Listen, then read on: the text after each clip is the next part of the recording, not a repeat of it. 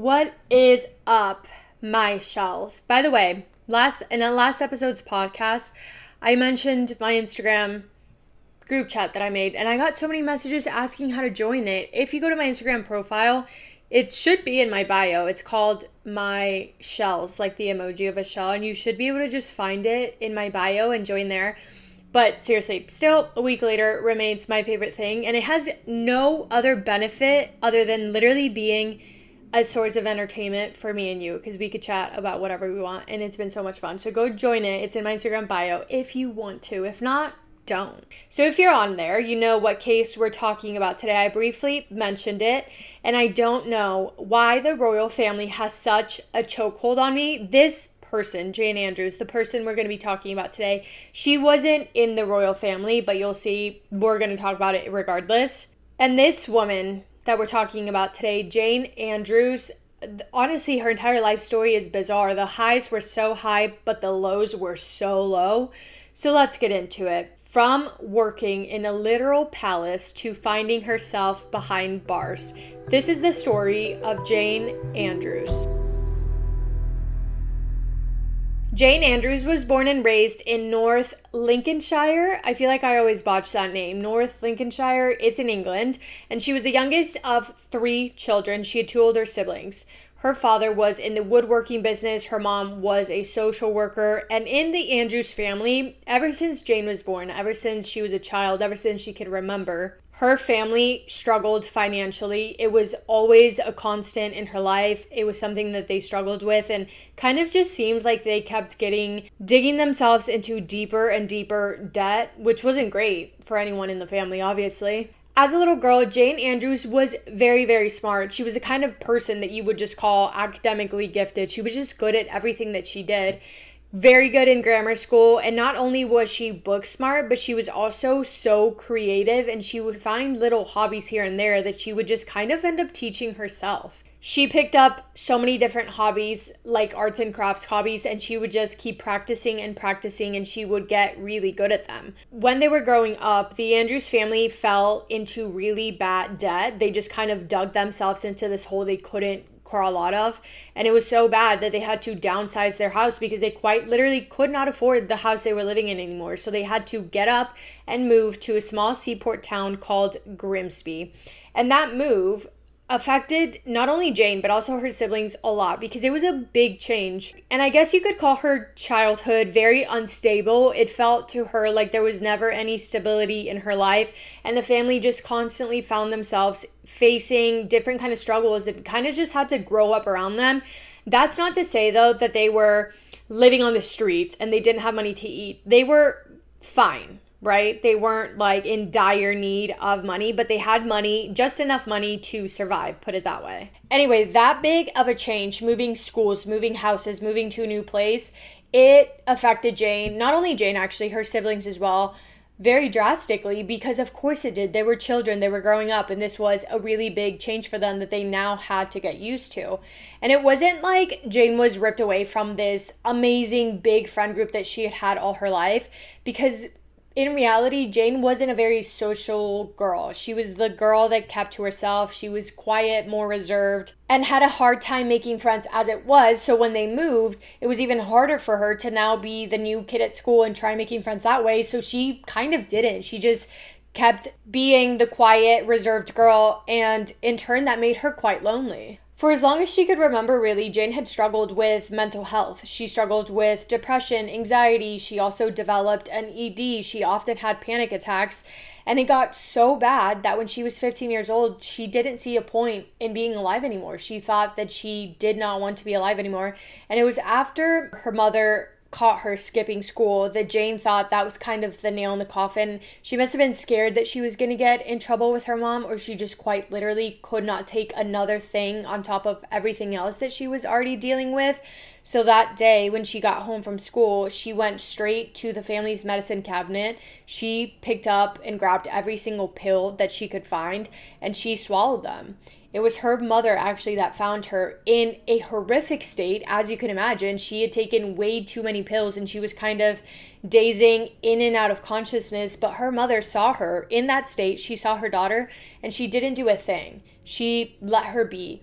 Jane luckily survived that, and her body was able to heal without needing to be rushed to the hospital. But if she hadn't, I mean, her mom kind of showed her right then and there that she would not have cared if she lost her daughter, because she didn't do anything to help her. She was just kind of gonna let it happen. And at the end of the day, her mother had no idea what Jane had taken. So for her to see her in the state that she was in and to just leave her by herself alone, I don't know. I feel like that gives you an idea of the kind of family dynamic that they were being raised in. And then a couple of years later, at only 17 years old, Jane had yet another major life event happen to her because she unexpectedly fell pregnant. It felt like it was completely out of the blue. She wasn't expecting it. She didn't want it. And her reaction to finding out about the pregnancy was not a good one. She knew that she was hardly even capable of taking care of herself. She knew that she was not in a position to bring a human being into the world, and knew that if that was the case, she wouldn't give that child the life that it deserved. So Jane, at 17 years old, decided to terminate her pregnancy. And that decision was one that she described to be very difficult. And she also said that it traumatized her big time. It left a big traumatizing effect within her. And it was something that she would regret for the rest of her life. I don't know if regret is the correct word, but it was something that she thought about often. She thought about that baby pretty much every single day for the rest of her life. And although you could describe, and a lot of people would describe, Jane's childhood as unstable, there was always one constant in her life. There was one goal that from a very young age, Jane kind of had tunnel vision for. And that was leaving her life as a working class. She felt in her bones that she was destined for something bigger, for something grand, for a glamorous life, and she was determined to make sure that she would get that. She absolutely loved the idea of having a lot of money, of being rich, being able to travel and do whatever she wanted to do, being able to go shopping with no budget, having tons and tons of money. But even more than that, she loved the idea of being a person that people knew, of having a name that would be recognized, of being famous, and of being known. She had such an idea and such a clear vision for what she wanted her future to look like, and she was going to work hard to get that. And ever since she was little, one of the things that she kind of taught herself to do, one of the hobbies that she was into, was sewing. She had really found a passion for sewing. She kind of taught herself and just practiced and practiced until eventually she became really good at it. She loved to sew. She loved to make her own clothes. She loved to design her own clothes. And that ended up leading her to enroll in a fashion course at Grimsley College of Art, which eventually landed her a job at designing kids' clothes for a place called Marks and Spencer. So Jane kind of saw this sewing thing as a thing that would start her career in fashion and to become rich and famous, because remember, that was always the number one goal, the one thing that she was reaching for. The thing that made the most sense to her would be to become a famous fashion designer. She could do something that she loved, and if she was able to somehow find the right people or get in the right circle, find the right job, she saw a way in which she could turn sewing into the end that she needed to enter the world of the rich and famous. And her whole thought process behind that was kind of, if she was able to do that, if she was able to make all of her dreams come true, she would finally get all of the things that she didn't have as a child. She would have no limits and she could do whatever she wanted to do. Because remember, she didn't grow up with a lot, so the idea of having everything she could have ever wanted was magical, and she had big dreams to make that happen. She had big dreams of making this life of glamour happen, and that's all she would spend her days daydreaming about, literally. It took up so much of her time. And when she was only 21 years old, Jane would find a job that really caught her attention. She was looking through a magazine, the Lady magazine, and she came across an ad, a job posting basically, and it was for a professional dresser. It was listed as an anonymous ad, which was intriguing in itself because it didn't really have much of a job description, but it did say that it was for a personal dresser. She would be in charge of dressing someone every day, of styling them. She didn't know who, but the job description that was there was kind of right up her alley. So she applied. But just as quickly as she applied, she kind of forgot about it because 6 months passed and she didn't hear a thing. Half a year came and went, and by the time that she actually received a phone call regarding said job, it felt super random because it had been so long that she kind of didn't give it a second thought. She thought that nothing was going to come out of it. But it was in that call 6 months later that she was informed of who she would be styling. It was Sarah Ferguson, the one and only Duchess of York, a very, very famous, well-known member of the royal family. This was around 1989, 1990, by the way, and I know they still are, don't get me wrong, they very much are, but back then, the royal family was such a big deal. I mean, it was the talk of the town. Everyone was absolutely captivated by every single member of the royal family, every single person who had any ties to the royal family, and everything and anything that had to do with their personal lives. And that, of course, included Sarah Ferguson, otherwise known as Fergie. So I'm going to be kind of going back and forth on what I call her. We'll stick with Fergie for now. But Fergie, a few years earlier, had married Prince Andrew, making her Her Royal Highness, the Duchess of York. And at the time the couple was expecting, Fergie was pregnant with their first child. And her world, I mean, it just seemed magical. She was often seen with Princess Diana. She obviously had a relationship with the Queen and that entire family she was now a part of. And Fergie was in dire need of a personal stylist. Jane Andrews, as you can imagine, was over the moon, to put it lightly. She literally could not have written down a more perfect job for her. It really did not get more ideal than that for the kind of job that she saw leading her to the life that she wanted for herself. Getting to work, one, in fashion was insane to begin with. That was a great thing. But getting to style a member of the royal family, being around literal royalty in a literal palace on a day-to-day, working side by side with the Duchess of York, it literally was the perfect situation for her. And actually, it was a job that in her wildest dreams, she could not have even dreamt of. And only days after receiving that phone call, she had an interview with Fergie herself. And sooner than later, Jane was working inside the one and only Buckingham Palace.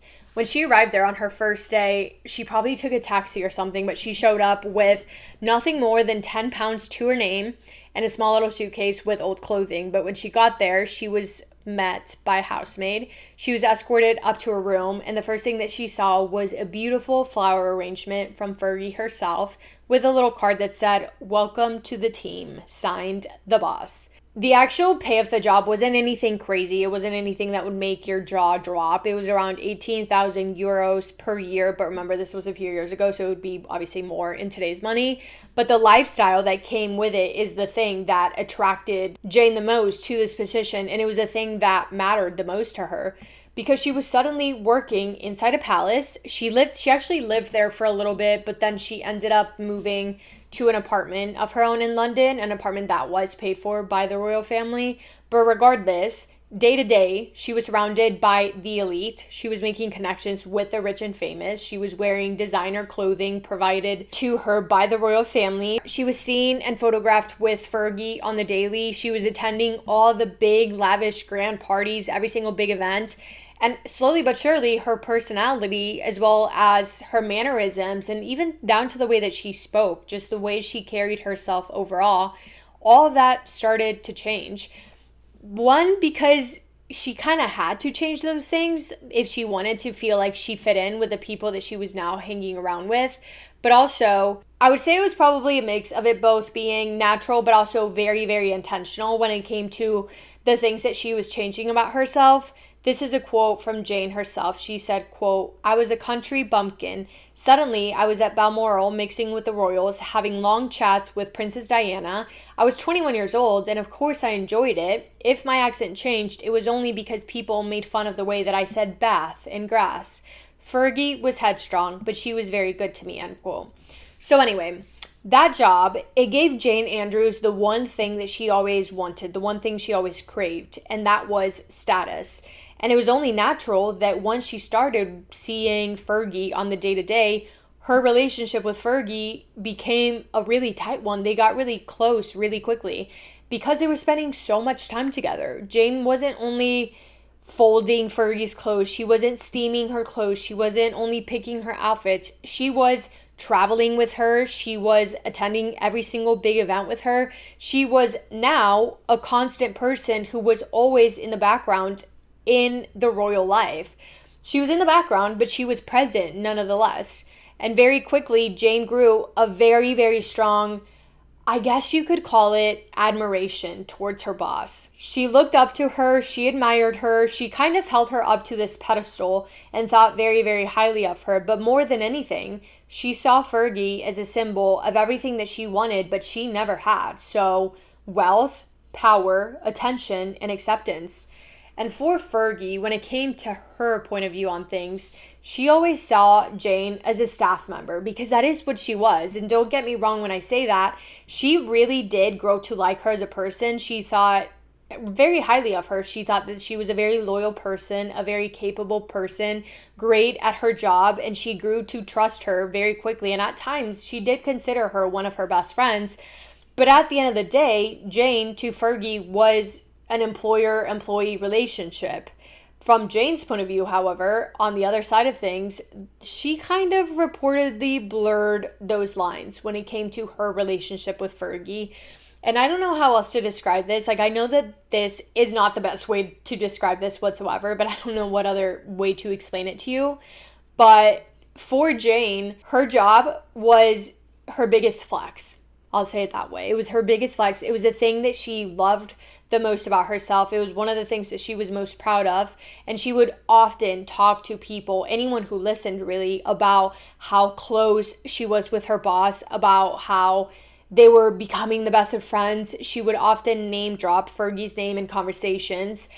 But the way that she talked about it, like, not to Fergie, but probably if you didn't know this person and you heard the way that she spoke about Fergie, yeah, it was great. It was positive, but it was almost like, oh, do you kind of want to be her? Like, there was a weird, jealous, envy kind of aspect to the whole thing. And Jane would talk about the royals and the palace and everything in a way that made it sound like she was part of the world, not just someone hired to dress Fergie from behind the scenes. But regardless, with this new lifestyle of hers, it came with a lot of things. It came with a lot of pros. And one of those being meeting new people, specifically meeting men that ran in these circles, meeting rich and powerful men. And in August of 1990, when Jane was only 22 years old, she met a man named Christopher Dunn Butler. He was a high-level IBM exec who was quite literally old enough to be her dad, but the two of them fell in love so fast, you guys, and I mean so fast. They had not been together for long. Actually, they had only known each other. I don't even know if I would say that they were dating for 3 months. They had only known each other for 3 months, been in each other's lives for 3 months when Christopher got down on one knee and proposed to Jane. And Jane, without hesitating, she said yes immediately. Literally within 3 months of meeting each other. Are you kidding? Like, is that just me that I think that is a neon red flag? Because what do you mean? I've known you for 3 months of my entire life. I don't even know who you are. And these two are getting married, but I guess to each their own. To me, anyway, that should have been a really big red flag, but that's my opinion. Anyway, that marriage surprisingly did go well only for a few years. They were together for 5 years before they got divorced. And if you ask Jane, she would say that the strain in their relationship, the thing that kind of blossomed the hardships in their relationship is just that didn't make sense. Okay. She would say that the issues in their relationship stemmed from work stress, because when she described the job working for Fergie, she described it as a very highly demanding job, and it would take a lot of her time and attention, meaning that she probably didn't put the effort that is required to keep a healthy marriage. However, if you were to ask Christopher, on the other hand, he would say that the issue was that Jane did not know how to be loyal. She was unfaithful, and he claimed that Jane cheated on him on more than one occasion. And when it came to those rumors, Jane did not necessarily deny it. And when she was asked about it, she did say, yeah, I had a couple of flings. It's not something that I'm proud of. And we know that for a fact because it was when she was still married that Jane started seeing a man. She started kind of getting a side boyfriend when she was still with her husband. And there was a man called Dimitri Horn. I forget exactly what he did, but he was really wealthy and powerful. I think his dad maybe was like in the shipping business. I can't remember exactly, but he was a well-known person as well, and he had a ton of money. And Jane started having an affair with Dimitri while she was still married to Christopher. This woman really put herself in a sticky situation, to say the least. But in the end, she did end up getting a divorce with Christopher, and it was then that she finally started dating Dimitri publicly. However, eventually, that relationship ended in worse terms that you can imagine, because Jane, at this point of her life, she had no idea, but she was struggling. She had undiagnosed borderline personality disorder, and she didn't know it. And when you really start to pay attention to the way that she behaved, the things that she did, the things that she said, if you start analyzing her behavior from a psychological point of view, it makes sense. You can kind of see when her personality kind of does, flips a switch and she completely turns almost into a different person. It happens very abruptly, and it affects not only her, but everyone around her, especially the people closest to her. So when her relationship with Dimitri ended, it ended very ugly. A messy breakup doesn't even begin to describe how toxic it was and how it was when things ended between them. They left each other on really, really bitter terms, and the breakup affected Jane in such a terrible way. It put her in such a dark headspace, and it was like she was stuck in this dark hole in her head and she could not get out of it. When they broke up, Jane Andrews went absolutely ballistic. She completely destroyed the apartment that they shared together. She fell into a deep depression, and she was pretty much completely spiraling, doing things that, looking back, she doesn't even remember doing because she was just that down bad. Dimitri gave a statement to authorities when all of this was happening, and according to him, Jane completely lost it when Dimitri told her that he didn't want this relationship anymore. In regards to her behavior following the breakup, Jane has said, quote, "I was so angry. I took our photographs down. On the mantelpiece in the living room was a cup and a saucer that I knew was very special to him, and I smashed it. I went through his journal with a black marker pen, and I blanked out all of the references to myself.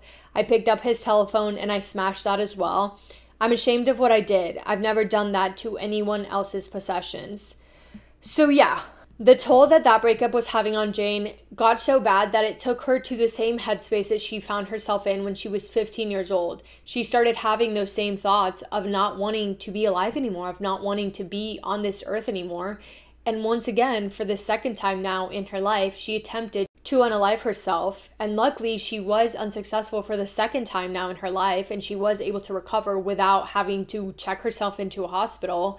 But it wasn't good for her. That gives you an idea of just how negative the thoughts that she was having were. And around this time as well, there were rumors flying about Fergie and about her relationship. There was talk and suspicion that Sarah Ferguson was supposedly having an affair. And we know that Fergie wasn't happy in her marriage. And we know this because the one person that she felt that she could trust, the one person that she turned to confide in, was Jane Andrews. And the bond between Jane and Fergie, understandably, was only made stronger because the two of them were going through very, very similar things in their relationship. They were both going through a very rocky path, and they kind of used each other to lean on each other and confide in each other with every single thing that they were going through, because not only could they relate, but they had grown to know each other so well that they knew the right things to say when they were struggling, and that kind of trauma bonded them in a way. 6 years into their marriage, Sarah Ferguson and Prince Andrew got a divorce. And this divorce would change so many things, not only for Fergie, but also for Jane. Because Sarah Ferguson getting a divorce would mean that would cut all of her relationships within the royal family. She was only part of the royal family by marriage. So now that not being the case meant that she would no longer have the ties that she did. And she lost a lot, if not most, of her connections within the royal family. And in turn, she also lost the funding that she had prior to her divorce. It was cut down by a lot. And because she didn't have X amount of funding to rely on anymore, she didn't have the money to pay for all the staff members that she had. So when they got divorced, Fergie had no other option really but to let go of a lot of staff members, and she did. However, when it came to Jane Andrews, she remained working for Fergie because, again, they had grown so close, and Fergie had really grown to have a lot of love for Jane. And they were now in the same boat of going through their breakups together, going through rough times at the same time. And it was just yet another thing that they would bond over. Throughout the entire time, however, that they were in each other's lives, there was always a pattern from Jane's side that was noticeable, to say the least. And it was something that only seemed to progress more and more. And that was Jane's obsession with her boss, Fergie. Remember how I told you that she admired her, she idolized her, she looked up to her? Well, things started to get a little bit weird. Maybe not in Fergie's eyes, but definitely in other people's eyes. For example, if you had no idea who these two women were and you just watched them from afar, you'd probably think, oh, wait, this is a little bit weird, because it almost felt like Jane wanted to copy everything that Fergie did. Down to her accent, she wanted to start talking. She did start talking like her. She would dress like her. She would act like her. And it literally felt like she was just trying to morph herself into a mini Fergie. She didn't only idolize her. She didn't only look up to her. It felt like she wanted to be her. And that sense of jealousy almost only really became a thing for Fergie when Jane Andrews started seeing one of her ex-boyfriends. Yeah, it took that for Fergie to be like, oh, wait a second, I'm looking at you now and you're dressing like me, you're acting like me, you're doing all these things to be like me, and now you're dating my ex-boyfriend. Like, that's crazy. And it wasn't long after that Jane was let go from her job. And that came as an absolute shock to her. I'm not sure why. Like, what do you expect? This is supposed to be your best friend, and now you're just casually dating her ex-boyfriend. Do you know how many fish there are in the sea? Because why are you going for your friend's past love interest? That's weird behavior. But anyway, in Jane's eyes, Fergie letting her go was the biggest sign of betrayal, because Fergie was the person that she considered to be her best friend. Her best friend and her boss all wrapped up in one. But that was no longer. And if you ask the royal family, they would say that Jane being let go was purely a financial decision because, again, Fergie's funds had been cut dramatically and she literally could not afford to pay a full-time employee any longer. But in the same breath, though, there were also rumors and whispers that the real reason for her losing her job was because of the weird love triangle that she willingly put herself into by dating one of Fergie's exes. Nevertheless, after losing her job, Jane Andrews only fell deeper into her depression. She felt betrayed. She was absolutely devastated. She lost so much weight. She stopped eating. She was completely and absolutely losing herself. On top of that, she now didn't have a job and she was going to have to go into the scary place that is the job market and try to find one. And that would prove to be really difficult for her, considering that for the past almost decade of her life, she had had the same unique role. And now she was back in the sea looking for something that would work for her in the job market. And it was really difficult. But eventually she did end up securing a position working in the silver department of a jewelry store. At this point of her life in 1988, it felt like she was in a very, very messy, unstable point. And Jane met a man called Tom Cressman. They met through a mutual friend. And from the jump, Tom had this sort of posh charm that Jane couldn't resist. He was very, very wealthy. He was also 39 years old when they met. He was a former stockbroker and now was running a business that was really successful. It was a cars accessories business, meaning that he was often hanging around in London's elite circles. Not only was he a very wealthy man, but his father was also an American businessman, and he was the guy who had built the largest chain of Ford dealerships in Europe. So every single person in Tom's family was pretty well off, and Tom himself had a lot of money, but he also had a lot of connections, and he had the most important thing that Jane looked for in a person, which was status. He had the kind of status that Jane naturally always gravitated towards. And after their first night together, it was all rainbows and butterflies. They hit it off from the moment that they met. And before the evening ended, the first time that they were hanging out, Tom was already making plans to see Jane again. He was making it known that he was very, very interested in pursuing this new love interest that they had between the two of them. They would talk on the phone almost every single night. They were always in contact with each other, and Jane would later describe the start of their relationship as Tom completely sweeping her off her feet. And their relationship was one that progressed quickly, to say the least. Jane, at that point, when she met Tom, she had been struggling financially. She did have a job, I think, but she was still feeling the struggle definitely from losing her job. So she moved into Tom's place, and that wasn't too long after they started dating. They moved in together quite quickly. But she felt so confident about it because she saw this guy as the perfect guy for her. He had everything that she was looking for. He was good, he was kind, but he also had the money to be able to provide Jane with the lifestyle that she always wanted. Over the next 2 years of their relationship, it became quite clear that Jane was all in this relationship. Tom was endgame for her. She was already planning their dream wedding, their dream honeymoon. She was dreaming of not only marriage, but also kids, their future house, the whole thing. Tom, on the other hand, he was not the slightest bit interested in getting married.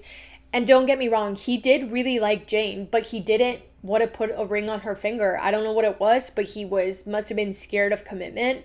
But him having commitment issues, amongst other things, was something that really drove a strain between the two of them. Jane Andrews would later say that things with Tom were not as perfect as it looked from the outside. According to her, all the rainbows and butterflies faded away pretty quickly and things got dark quite quickly. It might go without saying, but Jane Andrews was a very insecure, jealous person. Mix that with her borderline personality disorder that was undiagnosed, that she wasn't even aware of, and it's kind of a recipe for disaster. And her self-confidence issues really showed. And again, Tom, on the other hand, from the way that Jane makes it sound, okay, so take that with a grain of salt. But from Jane's point of view, Tom was quite controlling and he was very manipulative. So long story short, the two of them were not a good match, to put it one way. Behind closed doors, Jane claimed that the arguments between the two of them would, more oftentimes than not, end in violence. They would get aggressive and they would get physical. And she would claim that Tom would start getting really aggressive when he got really angry, and he would start putting his hands on her. He would push her around and he would push her into doing things that she wasn't comfortable doing. She would be forced to do, this is according to her, okay? I'm not saying she's lying, but just remember, this is according to her.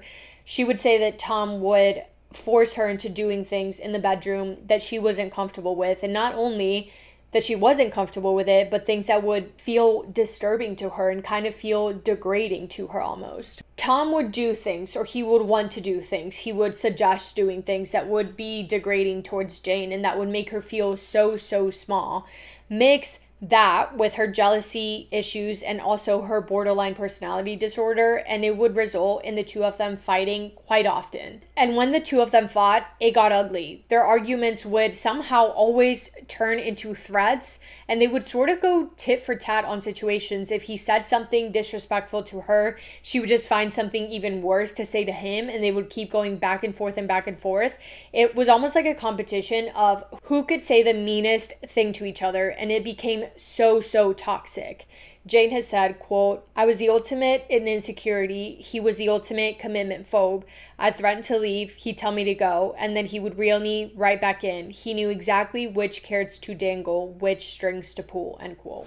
There was one specific night in the winter of 1998 when things took a big turn for Jane and Tom. They were dancing in a way that Jane described to be pretty aggressively when suddenly Tom let go of her hand. Jane ended up falling over and she broke her wrist. And for some reason, in her eyes, this happening felt like, to her, it felt like Tom did it on purpose. Like he did what he did. He let go of her hand to intentionally hurt her. But even after that, Jane said, so it becomes a thing that Jane later down the line really speaks in a really negative way about Tom, and she talks about all these different situations within their relationship and about all these struggles that they had and about how manipulative and controlling he was.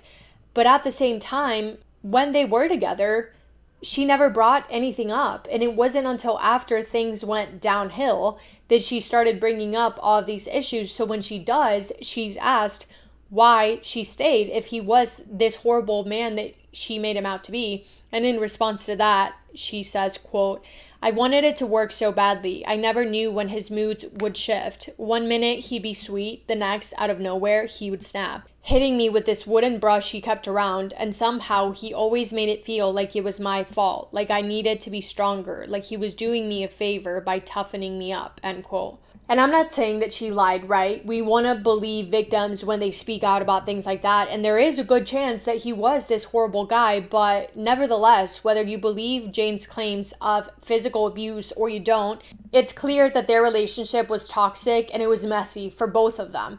And it would only be a matter of time before something exploded. In September of 2000, Jane and Tom took a trip to Italy. I believe the trip was with Tom's family, and they were spending time at his family's villa in the French Riviera. It was a beautiful vacation. I mean, can you imagine? They were literally going to the most beautiful parts of Italy, and it felt so picture perfect that Jane started to convince herself that in this trip, this would be the trip that Tom would propose. She was thinking that if he was going to do it at all, he was going to do it now, and now was the moment. But instead, when she asked Tom, she kind of just got over waiting and just brought it up to him, said, "Hey, are you proposing?" He literally looked at her and flat out said no. He told her the truth, and the truth was that Tom had zero intentions of marrying this woman at all. He had no plans of marriage in the future whatsoever between the two of them. That single-handedly ruined the trip for the two of them. I mean, can you imagine your boyfriend saying, "No, I don't want to marry you"? Yeah. The trip was ruined, and when they got home from vacation, as soon as they arrived, as soon as that plane touched the ground, they were back arguing again and again. And when they got home, the argument only continued. And the fight that night was so bad that Tom ended up actually calling the police and practically begging them to help. On the call, he says that no one was hurt yet, keyword yet, but he told the cops that if they didn't show up soon, someone would be. But no one ever showed up, you guys. Literally nothing came from that phone call. No one did a thing. He also called a friend, I think, that night and told them all about how Jane was acting ballistic. But again, nothing ever happened. And that night, tragically, while Tom was asleep in bed, Jane Andrews snapped. She grabbed a bat and she smashed him over the head. She then stabbed him with a knife, murdering him in the most violent of ways. And when it was over, she didn't call for help. She didn't feel remorse. She didn't go to the police. She didn't call a single person. Instead, she ran. Hours later, after failing to get a hold of him, one of Tom's friends headed over to his house to go look for him. And when he got there, he noticed that the front door was unlocked. So he let himself in and he started making his way towards the master bedroom when he ran into the most brutal crime scene. Tom Cressman lay dead in a pool of his own blood, his body showing signs of the brutal attack that he had experienced. Bruises were starting to form all over his head and all over his face, and the blood was absolutely everywhere. That friend, of course, called the police immediately, and the scene was taped off as a homicide crime scene. Authorities in the house, once they started investigating, also found something that was very, very telling at Tom's place. There was a post-it note that had been left behind, and it read, quote, "My dearest parents, I am so sorry. No more hurt inside of me anymore. Tom hurt me too much. He was so cruel to me. Signed, Jane." It did not take long for authorities to figure out that Jane was Jane Andrews, and Jane Andrews was Tom's girlfriend that lived with him. And now she was the primary suspect, and she was missing, and they had to find her immediately. As soon as the media got a hold of this case, by the way, it was an absolute frenzy. I mean, they took this story and they ran with it. People knew who Jane Andrews was. People knew her because of her history with Fergie, and the murder was so brutal in nature that this was all over the media. It was all over the press, in every single headline, in every single newspaper. And sooner than later, Fergie herself found out about what happened, and she was shocked. She was shocked. She was disturbed. She was sad, but also angry, confused. She was feeling so many different things. She could not believe that the person who she once considered to be her best friend was now being accused of murdering her husband and was now on the run. After the attack, Jane reached out to her ex-husband, actually, Christopher Dunn Butler, and she even texted some friends, but any conversation that she had with anyone, she was acting completely clueless. She was pretending like she had no idea what had happened. She pretended like she had no clue what they were talking about. And even so, she was communicating with a very, very small amount of people. She was mostly just ignoring everyone else, yet the people who she was responding to couldn't find her. Nobody could find her. Days passed with no signs of Jane, and then finally the police tracked her down. They found her in Cornwall. She was found inside of her car and she was unconscious from attempting to unalive herself. She again had taken a dangerous amount of pills. Jane Andrews survived this again, now this being the third failed attempt in her lifetime. But this time, there was no denying what had happened. She was taken to hospital to get the medical care that she needed, but afterwards she was taken right into an interrogation room to be questioned by the police. And after that, Jane Andrews was arrested for murder. Jane's story that she was sticking to was that the night before Tom's body was found, they had gotten into a pretty big argument. She said that it kept escalating and only getting worse and worse, to the point that Jane became fearful of Tom and of what he might do to her. She was scared for her life and she was terrified that he was going to hurt her. So to remove herself from the situation, she got in her car and drove off. But it was her story that when she drove off, she left Tom inside the house and he was completely fine. So fast forward, him being found no longer alive, Jane claimed that she had no idea how or when or why that could have happened. Authorities didn't believe her, of course, because they obviously saw a potential motive. But many hours later, Jane did finally confess and she did take responsibility. She told authorities that she was the person who took Tom's life. However, in a very important detail, she said that she did this in self-defense. Her confession and her being charged and arrested only made the story in the media that much bigger. Fergie's name still being wrapped in the middle of it all, and it was national news, and a lot of the headlines in regards to Tom's deaths were being tied to this murder, this killer once being a staff member of the royal family. Jane Andrews' trial began in April of 2001, and prior to the trial, she had already switched her story around multiple times, but once she was in that courtroom, she was sticking to her story of self-defense. According to Jane, it was after the vacation that they took to Italy, in which Tom told Jane that he had no intentions of marrying her, that things really started to spiral. Jane claimed that on their flight back from Nice, in a conversation the two of them were having about their issues and what to do to fix them, Tom agreed that he would go to counseling. He said that he would agree to see someone for what Jane referred to as his dark moods, as well as for his weird sexual fetishes that he had, ? Apparently he had a lot of these fetishes that he liked in the bedroom that made Jane really uncomfortable.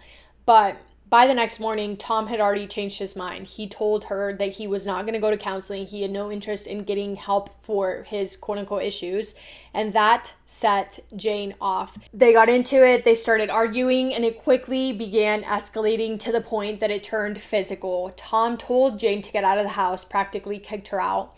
And it was then that he made that 999 call. He called the police, and in that call, you can hear him tell the operator, quote, "We're fighting and someone's going to get hurt. I need someone here before something bad happens," end quote. In the middle of their fight, Jane convinced Tom to let her leave, to separate from each other, to step back a little, take a breather, take a chill pill. But throughout the remainder of the day, they couldn't stop going at it. They were texting, they were calling, they were insulting each other back and forth. Jane was threatening to take her own life. Tom was not caring about what she had to say or not taking her seriously and allegedly being very cruel to her.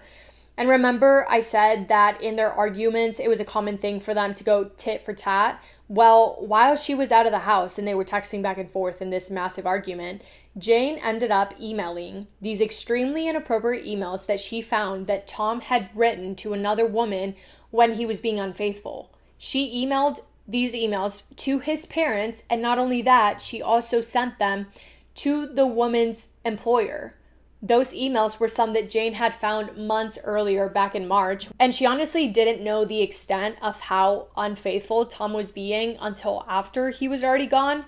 But nevertheless, she did that, and police later recovered an entire folder of explicit messages from his hard drive of messages between himself and other women, some of them confirming things that Jane had been talking about, and in a really twisted way, it gave her claims and the things that she was saying some sort of credibility. Regardless, back to that day, after their texting battle of an argument, Jane claimed that she returned back to their place. When she got there, Tom was calm. She saw him first through a window outside and he looked to be remotely calm, so she decided to step back inside the house. However, within 10 minutes, they were back at it and the rest of the night was spent fighting. At bedtime, Tom went upstairs. He was heading to bed, and he asked Jane if she was coming with him, telling her that he still wanted her to sleep next to him no matter what they were fighting about. She says that when they got into bed, Tom attempted to overpower her to become intimate with him, and she was claiming that she didn't want to and that she told him that she didn't want to and she was trying to stop it. However, he didn't care. He wasn't taking no for an answer, and with that, Jane fled the bedroom. She ran downstairs, extremely scared of him, and she said that when she returned to the bedroom, Tom started yelling at her, threatening to end her life. She says that what happened next is a blur. She took the bat in self-defense and hit Tom over the head. She says he was still conscious when she was attacking him, but she isn't sure how or exactly when, but somehow the knife ended up in his chest.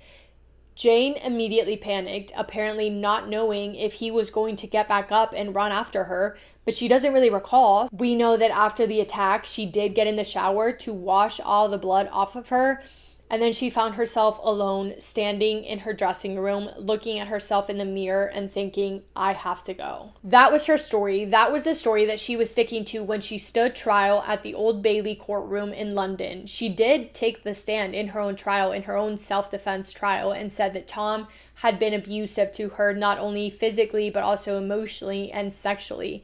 She brought up his weird fetishes, his obsessions, how he pushed her boundaries, and brought up an incident from 2 years earlier when she broke her wrist. Remember when she said that they were dancing aggressively, and claimed that Tom that time had pushed her. In that courtroom, she also opened up about trauma from her childhood, suggesting that everything that she had been through and everything that led to this moment of her sitting in that courtroom was a mess of bundled up trauma that she didn't know how to deal with, and it led her to her breaking point. For the prosecution, on the other hand, it was a clear-cut case. They painted a clear picture. There wasn't much to say on their end. To them, it was a classic case of a woman who was bitter that her boyfriend wouldn't commit to her, and Jane wanted the ring, the commitment, the future, and when Tom said no, she killed him. A lot of people, including all of Tom's family and friends, will forever think that Jane Andrews was lying. According to them, Tom was not a bad guy. He would never hurt anyone. And the things that Jane was claiming that he did could not have been more out of his character. And it's a lot of people's beliefs that she made up this whole self-defense story as an attempt to cover up what it really was. And if you ask them, they would say that what it really was a brutal and calculated murder. After 12 hours of jury deliberation, the verdict came. The jury found Jane Andrews guilty of murder. She was sentenced to life in prison. In her sentencing hearing, the judge told Jane, quote, "In killing the man that you loved, you ended his life and ruined your own. It is evident that you made your attack upon him when you were consumed with anger and bitterness. Nothing could justify what you did. It was a brutal attack, and even if you felt yourself wronged, you were attacking an unarmed man who had possibly been asleep a few minutes before you attacked him. After you had struck him with the cricket bat and then stabbed him with a knife, you left him to die without remorse." End quote. And guys, in November of 2009, 9 years into her prison sentence, Jane Andrews straight up walked out of East Sutton Park, a low security prison that she was in. Yeah, she literally walked out. She just escaped.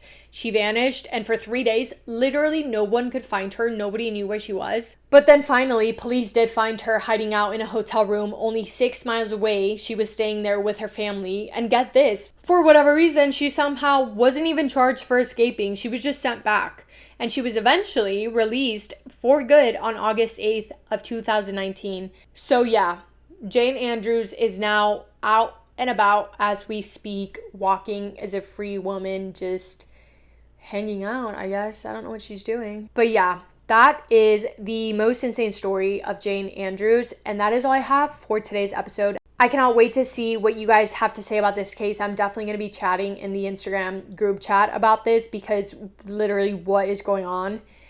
Anyway, that is all from me today. I hope you guys are having the best day. If not, go do something to make it the best day. Make somebody happy, and I will see you in next week's episode. Massive kiss on the forehead to every single one of you. Thank you guys so much for tuning into episode 10 of I Wish You Were Here. As a reminder, you can listen to this podcast any way you get your podcast. Video version is also available on YouTube. Love you guys.